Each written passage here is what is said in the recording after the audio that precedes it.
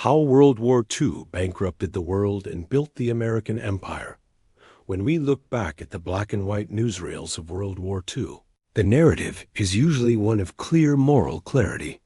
It is a story of good versus evil, of the Allied forces uniting to crush the tyranny of the Axis powers.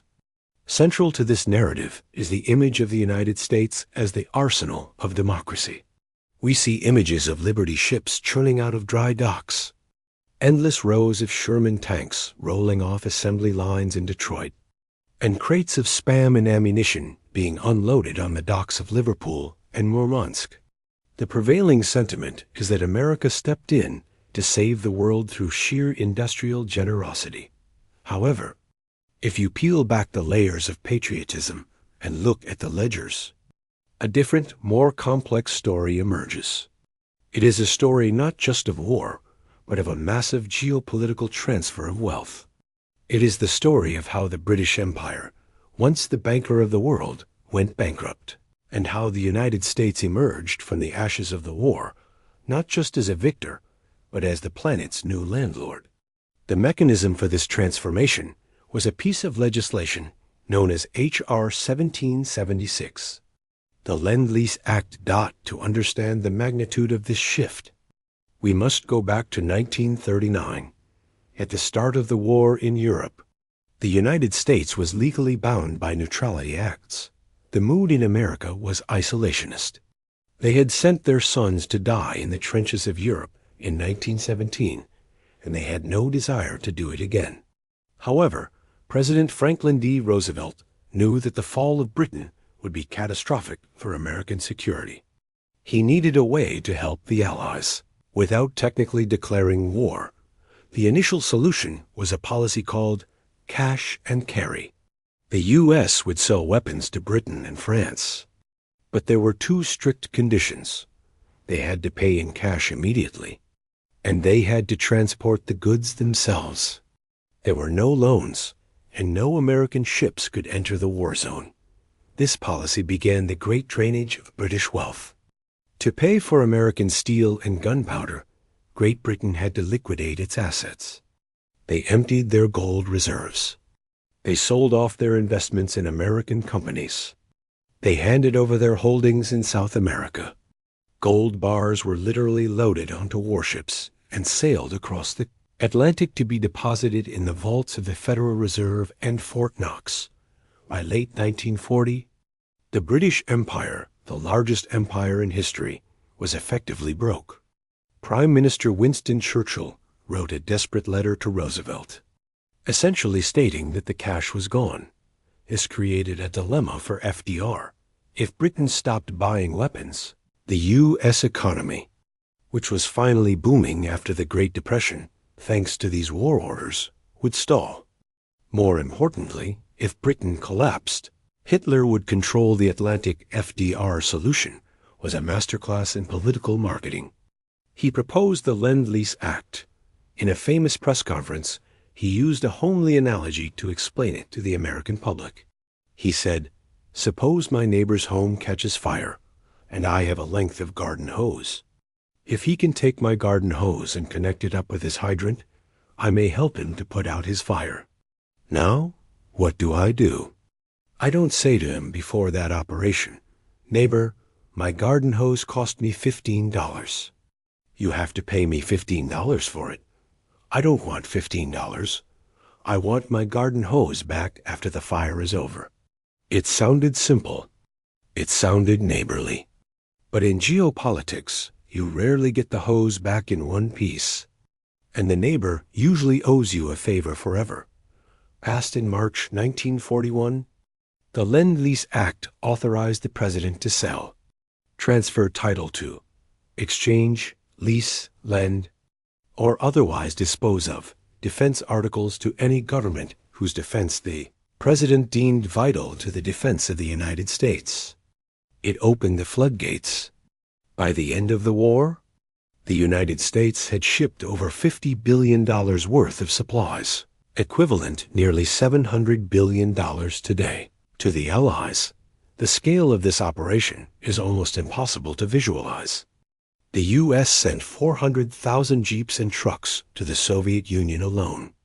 It is often said that while the Red Army shed the blood to beat the Nazis, they rode into Berlin on American Studebaker trucks, wearing boots made from American leather, eating American canned food, and communicating on American radios. To Britain, the U.S. sent everything from destroyers to dried eggs.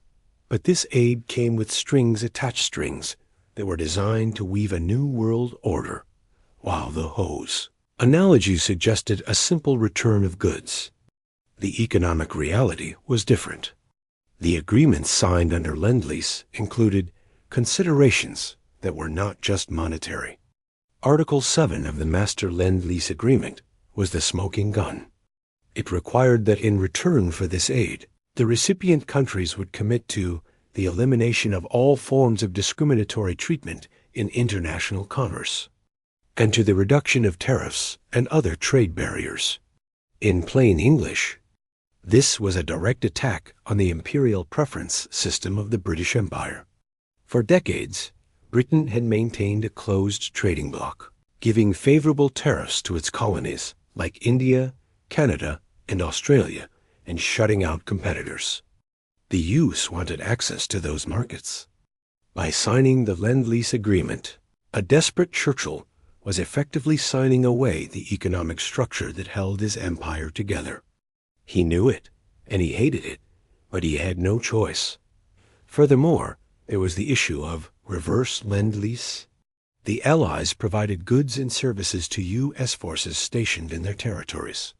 When American Gs were stationed in England or Australia, their rent, their food, and their base construction were paid for by the host countries. As a way to offset the debt, the most controversial aspect of the program involves the Soviet Union. Following the German invasion of Russia in 1941, the U.S. extended Lend-Lease to Stalin. This was a purely pragmatic move. The enemy of my enemy is my friend. However, the sheer volume of industrial technology transferred to the USSR refineries, aluminum plants, jet engine technology later, fueled the Soviet military machine during the Cold War. Critics would later argue that Lend-Lease essentially built the superpower that the U.S. would spend the next 40 years fighting. When the war ended in 1945, the brutality of the economic relationship was revealed. On August 21, 1945, President Harry Truman abruptly terminated Lend-Lease. The cutoff was so sudden that ships in the middle of the Atlantic were ordered to turn around. Britain, whose economy had been completely restructured to fight the war, was facing immediate starvation and bankruptcy. They needed a new loan just to survive the peace.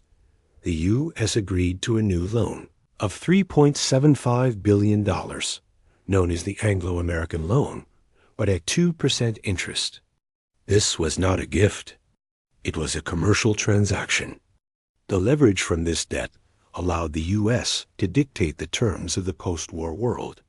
It paved the way for the Bretton Woods system, which established the U.S. dollar as the world's reserve currency, replacing the British pound sterling.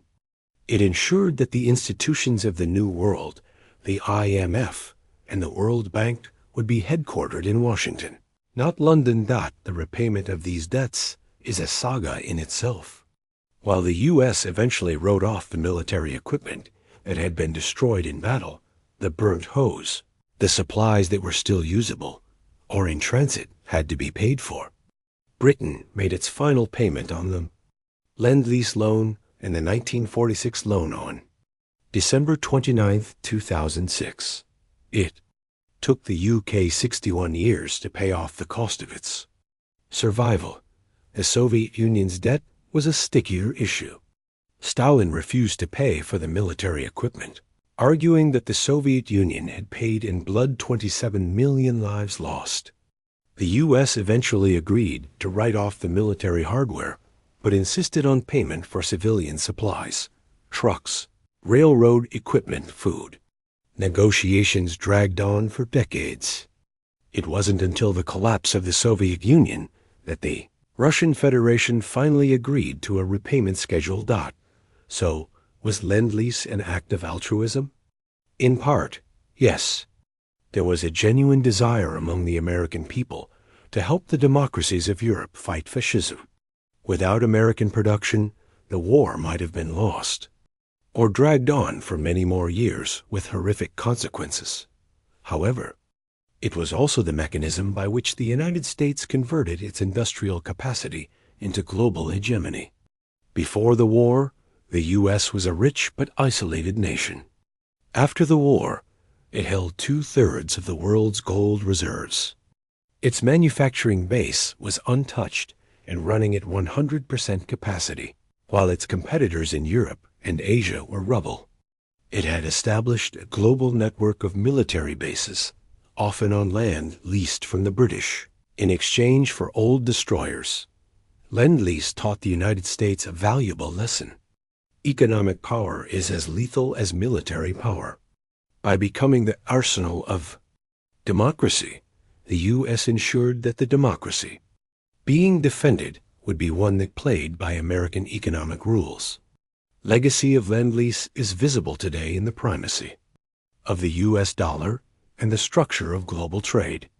It reminds us that in international relations, there is no such thing as a free lunch. When a superpower opens its wallet, it is not making a donation. It is making an investment. And the return on that investment in 1941 was nothing less than the leadership of the free world. The gold in Fort Knox is not just a mineral. It is a physical monument to the moment the torch was passed sold, actually from the old empires of Europe to the new empire of North America. Thank you so much for watching all the way to the end. If you enjoyed this video, learned something new, or simply want to see more content like this, please give it a like and subscribe to the channel. Your support truly helps the channel grow and reach more people. And if you have thoughts or ideas you'd like to share, feel free to leave a comment. I'd love to hear from you. See you in the next video.